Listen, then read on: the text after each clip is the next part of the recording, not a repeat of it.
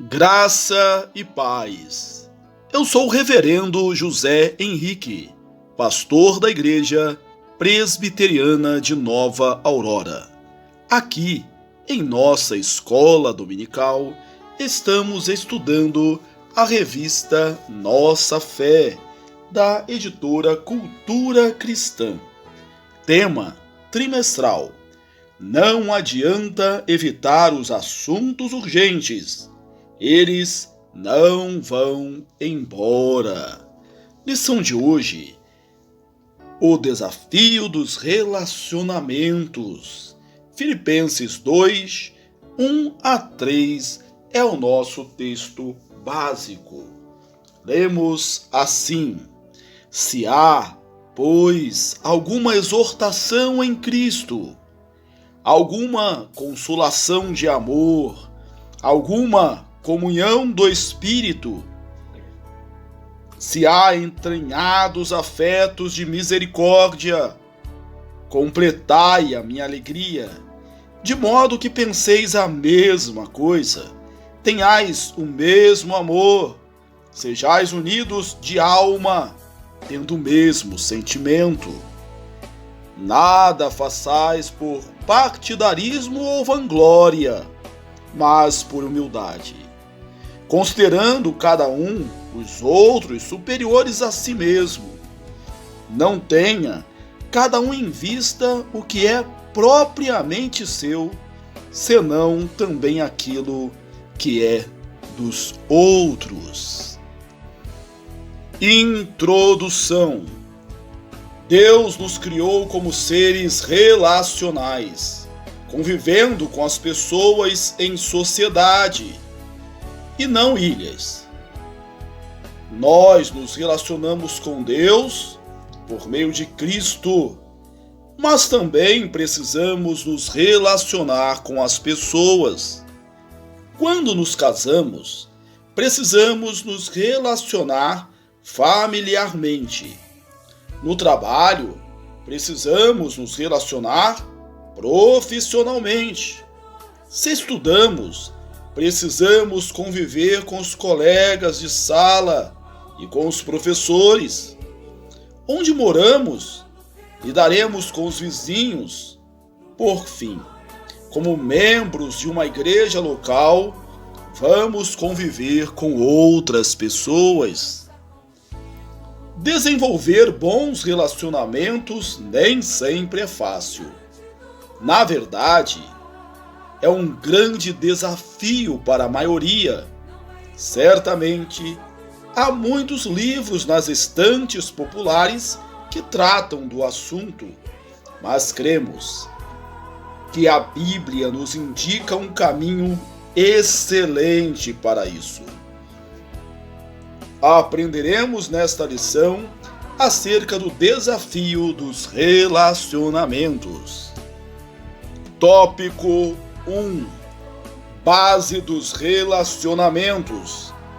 Paulo começa dizendo assim: se há alguma exortação em Cristo, alguma consolação de amor, alguma comunhão do Espírito, se há entranhados afetos e misericórdia. Embora a igreja de Filipos tivesse muitas virtudes, como é possível perceber ao longo da carta, ela não era uma igreja perfeita, como nenhuma é, e portanto tinha seus problemas internos. Parece que a maioria deles foi justamente a questão do relacionamento entre os irmãos, em família e na igreja. Antes de Paulo dizer quais atitudes eles deveriam ter, ele demonstra qual deveria ser o fundamento de um relacionamento que produz alegria. Essa, talvez, seja a grande diferença entre muitos livros e a Bíblia. Aqueles dizem assim: vá e faça isso ou aquilo, ou 10 passos para um relacionamento feliz. eles fazem isso sem apresentar uma verdadeira razão. A Bíblia, todavia, antes de dizer o que fazer, ensina a razão do porquê fazer. Primeiro, o indicativo, depois, o imperativo. Paulo apresenta, em breve palavras, 4 razões pelas quais os cristãos deveriam buscar a alegria por meio dos relacionamentos. Parafraseando o verso 1, se você foi encorajado através de sua união com Cristo, e eu sei que foi, se você já foi consolado pelo amor de Cristo, e certamente já foi, se você tem comunhão viva e profunda com o Espírito Santo, e eu sei que tem, se você tem experiência das ternas misericórdias e compaixão de Cristo, e eu tenho certeza que sim, então prove que isso é verdadeiro em sua vida, amando seus irmãos e irmãs em casa e na igreja. Em síntese, as 4 razões são: primeira, união com Cristo. Segunda, consolo do amor de Cristo. Terceira, comunhão com o Espírito Santo. E quarta, misericórdias e compaixão de Cristo. Essas razões são incentivos inspiradores para os cristãos buscarem relacionamentos harmoniosos e alegres. É por causa da nossa união com Cristo que experimentaremos seu incentivo, seu amor, seu consolo, sua graça, sua compaixão e suas misericórdias. Se essas experiências não nos motivarem a buscar e a desenvolver bons relacionamentos, nada mais o fará. O amor de Cristo por nós é propulsor em nossos relacionamentos. Portanto, precisamos investir nos relacionamentos com Cristo, através de sua palavra e da oração. Um profundo relacionamento vertical, homem-Deus, nos levará a bons relacionamentos horizontais, homens-homens. O fundamento do relacionamento terreno está no céu. Tópico 2. As ações dos relacionamentos.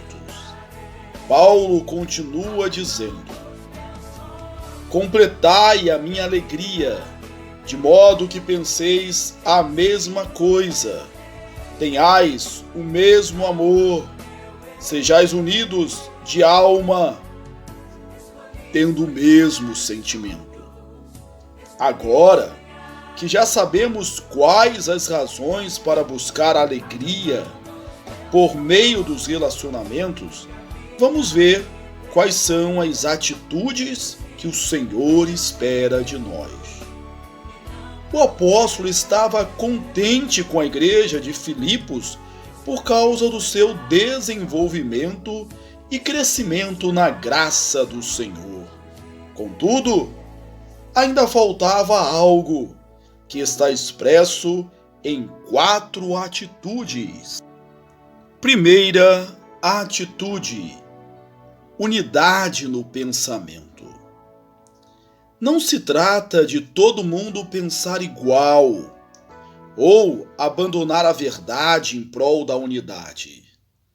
Paulo desejava que todos os crentes pensassem biblicamente. A nossa mente deve estar cativa somente a Cristo e a sua palavra. Pensar a mesma coisa é pensar segundo a palavra. Se em meio a um conflito as pessoas buscassem a solução segundo a palavra, a paz seria possível. Segunda atitude: unidade no amor.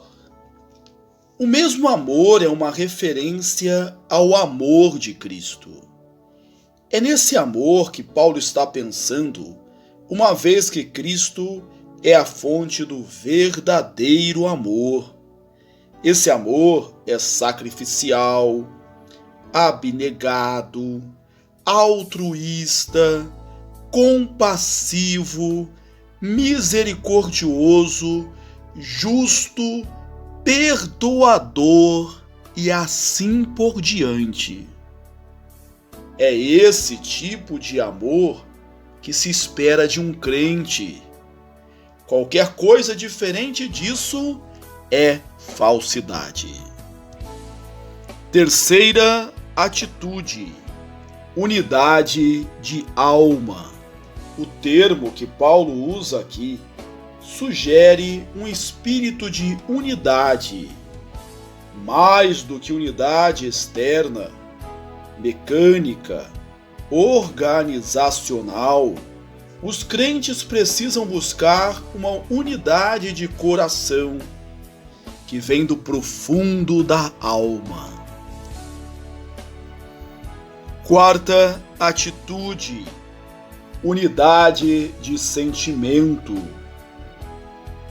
O sentido da palavra grega empregada pelo apóstolo é manter as mentes voltadas para a mesma coisa, ou seja, na unidade.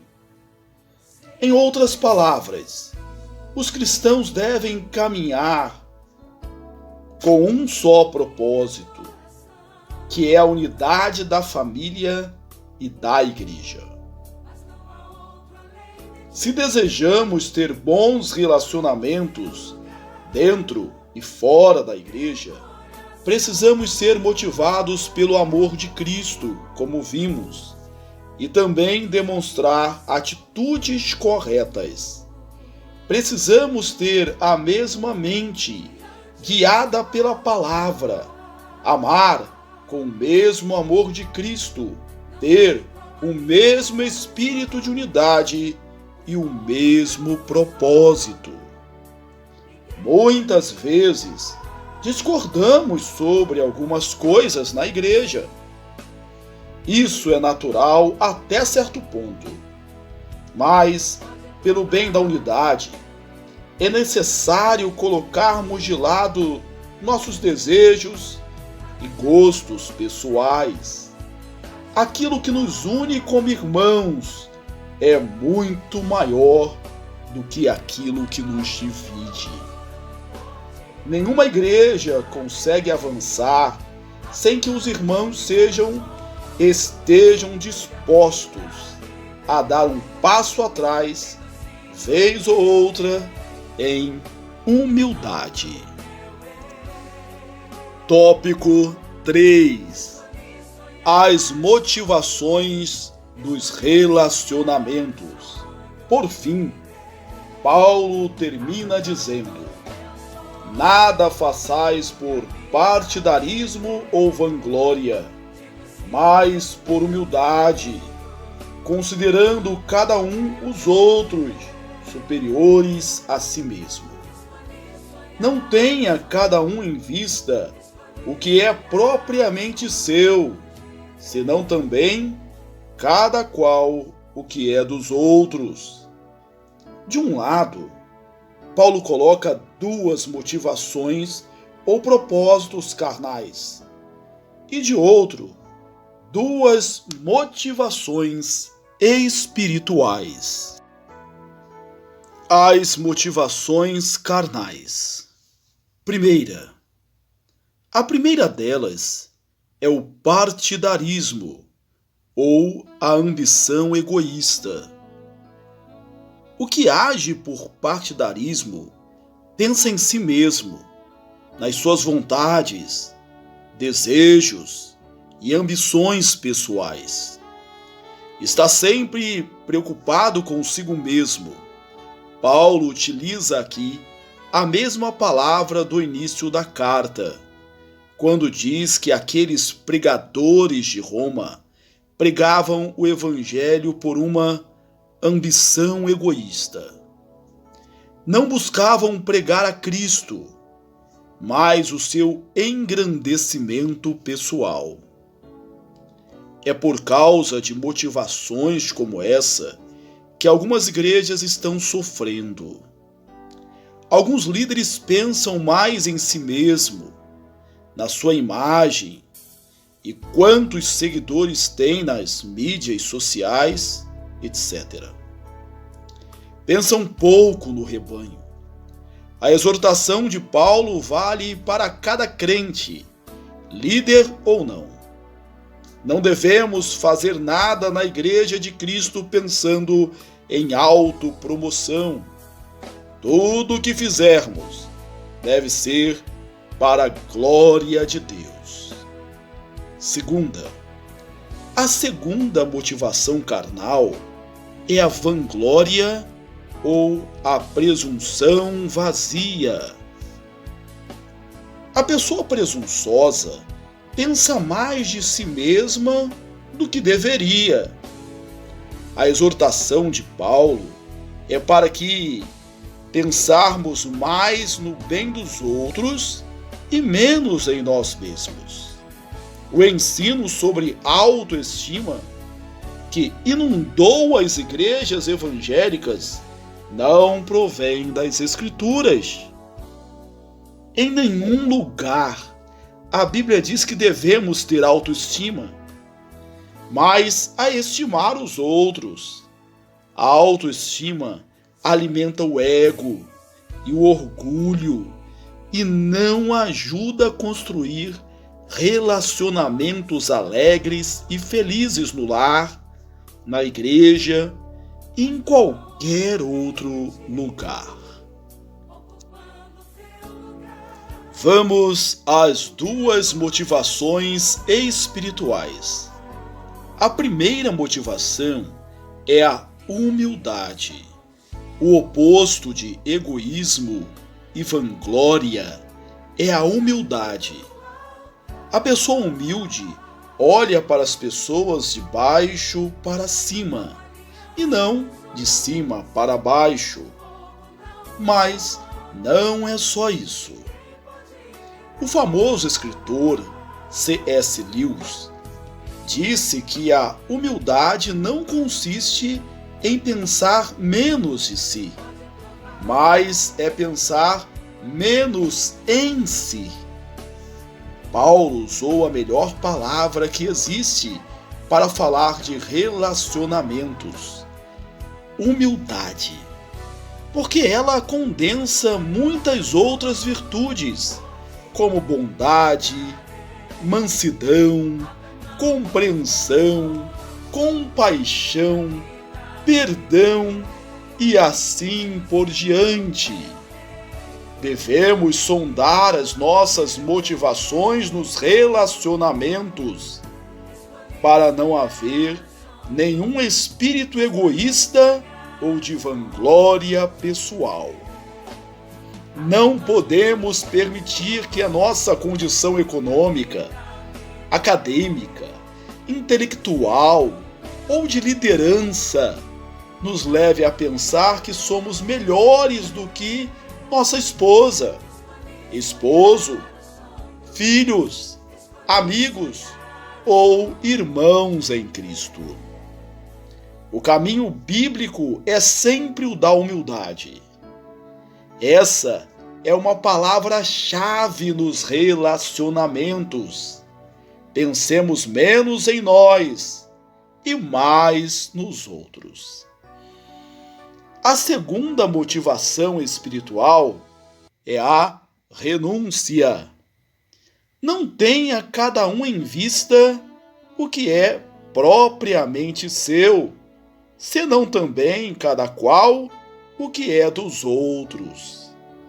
É natural que cada um tenha interesses pessoais. O problema é quando o cristão coloca os seus interesses pessoais acima dos outros. O crente deve estar mais disposto a buscar o bem-estar dos outros do que o seu próprio. É impossível haver bons relacionamentos sem essa renúncia pessoal, sem predisposição para abrir mão da nossa vontade e desejos pessoais. Será impossível construir relacionamentos alegres e harmoniosos. A grande regra de ouro é se colocar sempre no lugar do outro, o que eu faria no lugar dele. Concluindo, buscar relacionamentos felizes e alegres é um grande desafio. Foi assim também para a igreja de Filipos. Por isso, no sentido de apresentar o caminho bíblico para relacionamentos felizes, Paulo exortou aqueles irmãos a considerarem 3 questões. Primeira, quais são as razões para termos relacionamentos felizes? Segunda, quais ações que devemos empreender no desenvolvimento dos relacionamentos? E terceira, quais as motivações ou propósitos dos relacionamentos? Meu irmão, minha irmã, se você deseja ter relacionamentos harmoniosos e frutíferos, é preciso ter uma vida de comunhão com Cristo. Como tem sido o seu relacionamento com Ele? Sua vida devocional é regular? Você ora para que Deus mude os seus pensamentos, afetos e atitudes?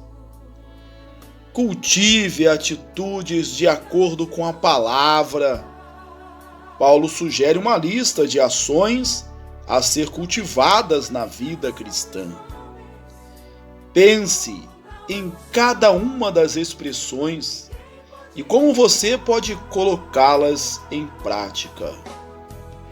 Seja humilde para pedir perdão quando ferir alguém e perdoar quando por alguém você for ferido. Como você pode colocar em prática o fruto do Espírito? Deus te abençoe ricamente. Fique na paz. Um forte abraço e até a próxima.